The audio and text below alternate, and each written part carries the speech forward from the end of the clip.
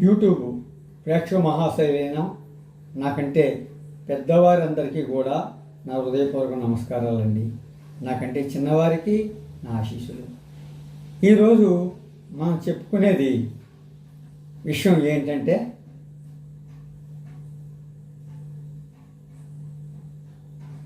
మనకి మెడ నరాలు నొప్పి అంటే ఇక్కడ వెన్నుపూస దగ్గర ఇక్కడ నొక్కుద్దండి.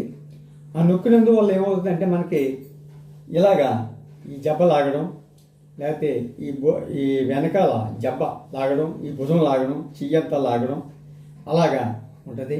అలాగే మెడ నొప్పి ఇలా తిరగనివ్వదు ఒకసారి. అలాగే స్ట్రైట్గా ఇలా చూడనివ్వదు.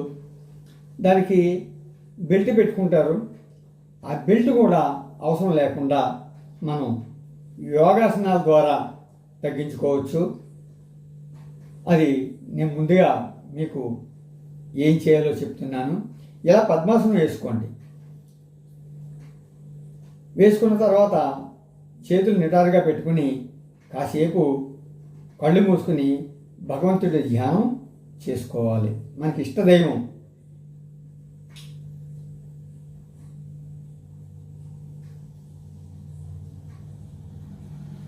తర్వాత మనం ఏం చేయాలంటే ప్రాణాయామం చేయాలి. ఎలా అంటే ముందు ఒక ముక్కు దూలం మూసుకుని కుడిది,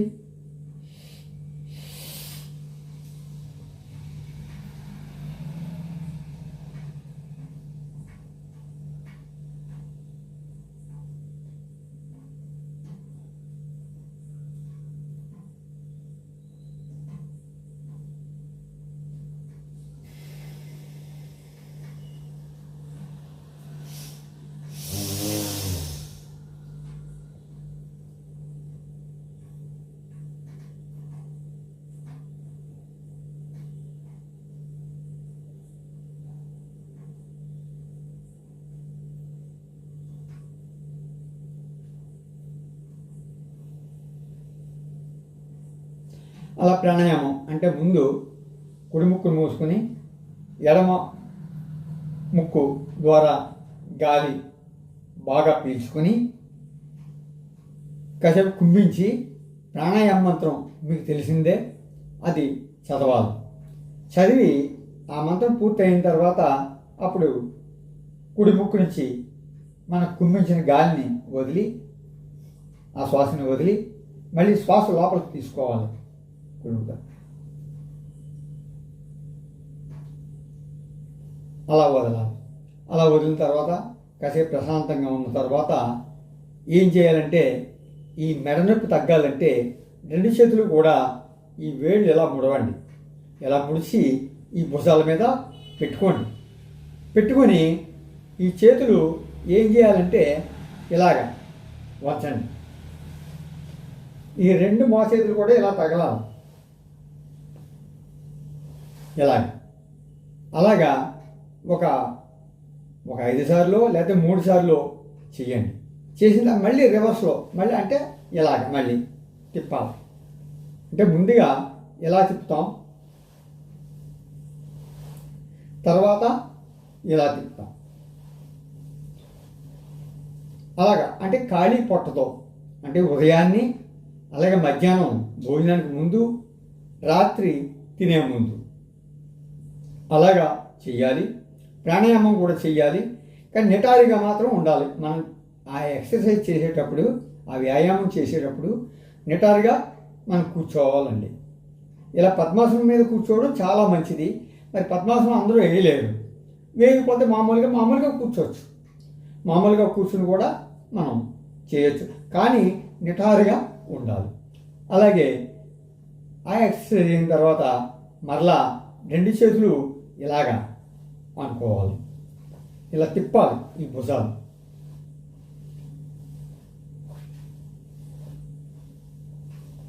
ఈ భుజాలు కలపాలి.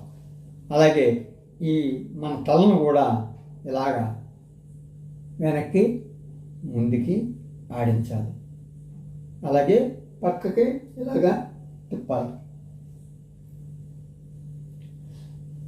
ఇన్నిసార్లు కాదు, మీరు ఎంతసేపు చేయగలిగితే అంతసేపు చేయండి. అంటే ఒక లెక్క ఇది 10 సార్లు చేస్తాం, ఇలాగా కూడా 10 సార్లు చేస్తాం.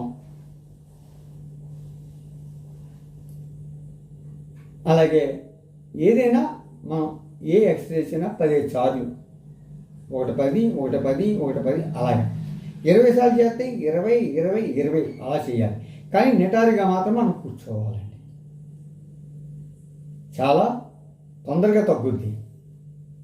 అలాగే పడుకునేటప్పుడు ఏం చేయాలంటే ఒక అంటే మన మెడకి మధ్యలో సరిపడగా ఒక అప్పడాల కర్రకు కానీ ఒక కర్ర, ఇంత పొడుగు కర్ర లావుగా గుండ్రంగా ఉన్నది, దానికి ఒక రుమాలు, మెత్తటి రుమాలు చుట్టుకుని ఈ కింద పెట్టుకుని పడుకోవాలి. తలగడ అంటే దిండు వేసుకోకూడదు. దిండు వేసుకోకుండా కిందే పడుకోవాలి, కానీ పరుపుల మీద పడుకోకూడదండి.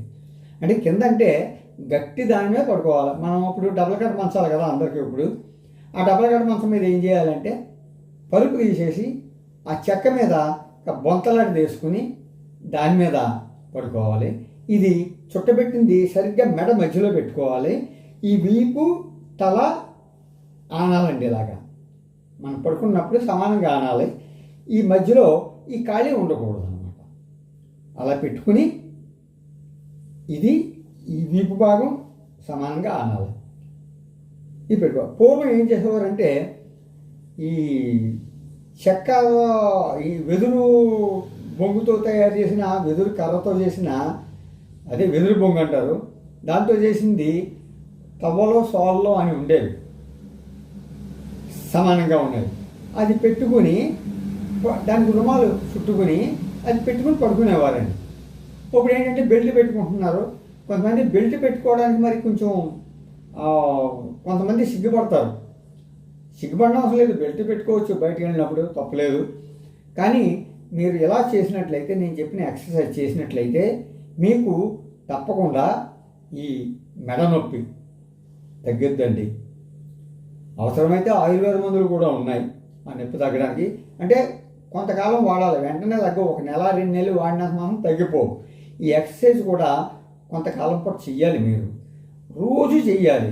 అంతేగాని ఏదో పని ఉందని మానేయకూడదు. రోజు ఇది ఒక దినచర్య. ఆహారం ఎలాగైతే తీసుకుంటామో ఈ వ్యాయామం కూడా అలా చేయాలండి. చేస్తే తప్పకుండా ఆ మెడ నొప్పి తగ్గుద్ది. అలాగే తల ఇసురు కూడా తగ్గుద్దండి. ఇలా చెయ్యండి, నేను చెప్పింది పాటించండి. ఇది యోగాసనాల్లో ఒక భాగం. చెయ్యండి, మీకు తప్పకుండా తగ్గుద్ది. అందరి యందు కూడా శ్రీ అన్నపూర్ణ సమేత ముక్తేశ్వర స్వామి వారి మంచి ఆశీస్సులు మీకు అందరికీ ఉండాలని నేను శ్రీ అన్నపూర్ణ సమేత ముక్తేశ్వర స్వామి వారిని కోరుకుంటున్నాను. ఎందుకంటే నేను కూడా ఈ ఊర్లో, నేను నివసించే ఊర్లో శివాలయం లేదండి. 40 సెంట్లు స్థలం ఇచ్చి అందులో శివాలయం కడుతున్నాను.